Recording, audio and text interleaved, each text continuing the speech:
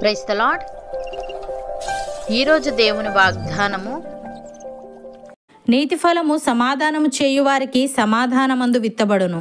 యాకోబు రాసిన పత్రిక 3వ అధ్యాయము 18వ వచనము.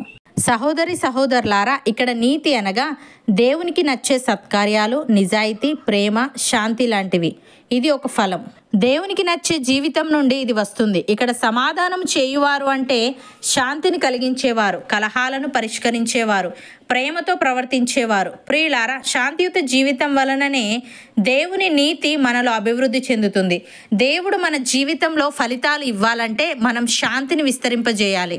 మన మాటలు, మన ప్రవర్తన, మన స్పందన ఇవన్నీ శాంతియుతం అయితేనే వాటి ద్వారా దేవునికి మహిమ కలుగుతుంది.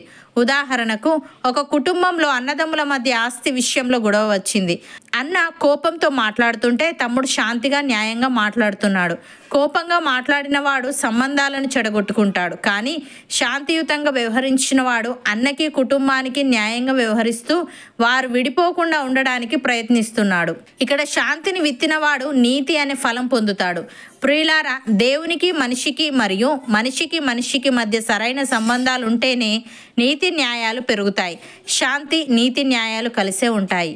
అవి రెండు దేవుని జ్ఞానంలో నుండి కలుగుతాయి. కాబట్టి వాటి కోసం మనం చేయగలిగినదంతా చేసి ఆ జ్ఞానాన్ని సంపాదించుకోవలసిన వారమై ఉన్నాము.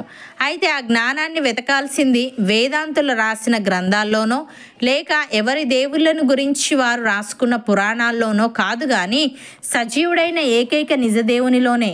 ఎందుకంటే ఆ జ్ఞానాన్ని ఇవ్వగలిగేది ఆయన ఒక్కడే.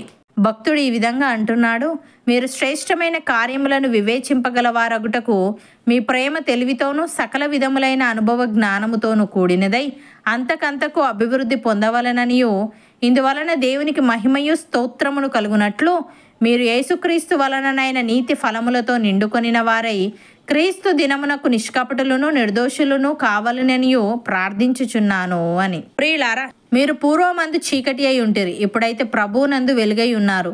వెలుగు ఫలము సమస్త విధములైన మంచితనము, నీతి, సత్యమును వాటిలో కనబడుచున్నది గనుక ప్రభువుకి ఏది ప్రీతికరమైనదో దానిని పరీక్షించుచు వెలుగు సంబంధుల వలె నడుచుకొనుడి.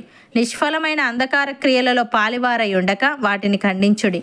ఏలే అనగా అట్టి క్రియలు చేయువారు రహస్యమందు జరిగించు పనులను గూర్చి మాట్లాడుట అయినను అవమానకరమై ఉన్నది.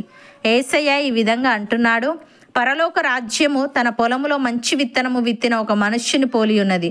మనుష్యులు నిద్రించుచుండగా అతని శత్రువు వచ్చి గోధుమల మధ్యను గురుగులు విత్తిపోయెను. మొలకలు పెరిగి గింజ పట్టినప్పుడు గురుగులు కూడా ఆగపడెను.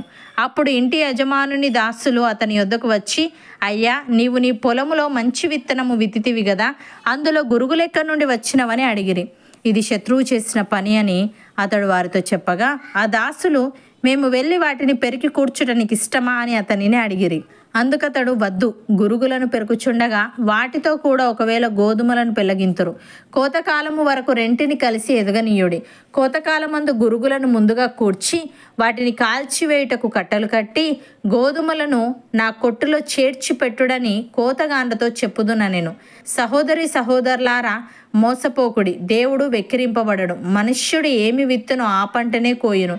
ఎలాగనగా తన శరీరేచ్ఛలను బట్టి విత్తువాడు తన శరీరము నుండి క్షేమను పంటకోయెను, ఆత్మను బట్టి విత్తువాడు ఆత్మ నుండి నిత్య జీవమును పంటకోయెను.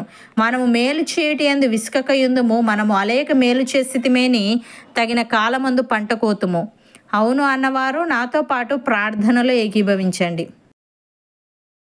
పరిశుద్ధుడా, ప్రేమగల తండ్రి, నీతి ఫలము సమాధానము చేయు వారికి సమాధానమందు విత్తబడునని, శాంతియుత జీవితం వలననే నీ నీతి మాలో అభివృద్ధి చెందుతుందని నీవు తెలియజేశావు. దాన్ని నీకు స్తుతులు.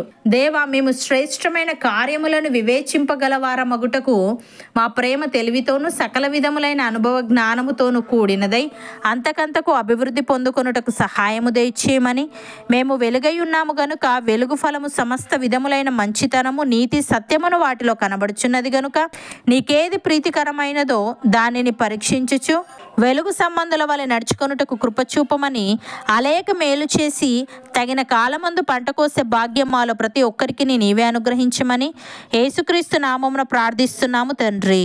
ఆమెన్.